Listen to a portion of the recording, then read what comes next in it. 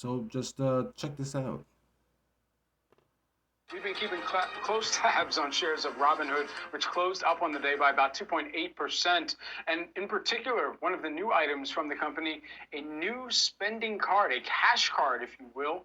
And that's what they're calling it. And the Robinhood cash card really banks on consumer spending trends to try to unlock that next growth opportunity for Robinhood. So here's how it works for each transaction. True. Robinhood cash card customers, they decide whether to round up their change to the nearest dollar when they make.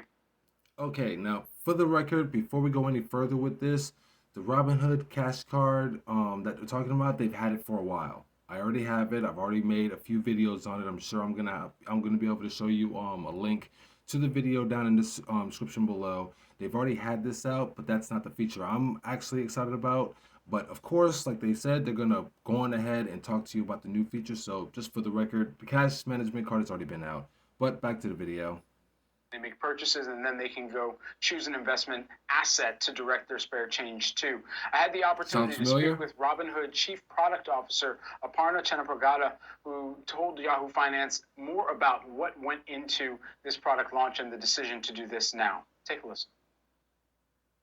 There are three really amazing things about this cash card. One, of course, as I just talked about, this idea of turning spare change into investing, into crypto or stocks. Every little bit matters. The second thing is Robinhood itself will give you a weekly bonus to be able to encourage you to invest in, again, like the assets of choice.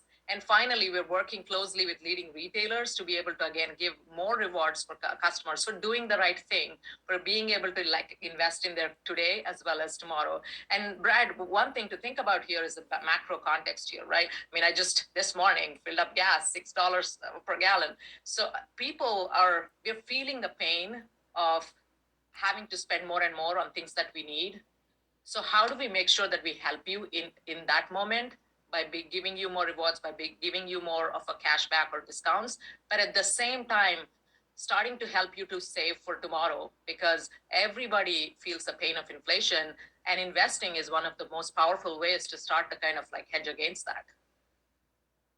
And so with this move, Robinhood really taking aim at some of the existing micro investing category leaders. You've already got Acorns out there, Stash, unicorn private companies that have more than $1 billion valuations. And so we're going to continue to watch to see exactly where this gives Robinhood even more of that growth opportunity among users who may be using some of those nickels and dimes from purchases and putting them into some of the roundups that Robinhood will do on a weekly basis and putting those towards investments, whether they be in equities or cryptocurrencies.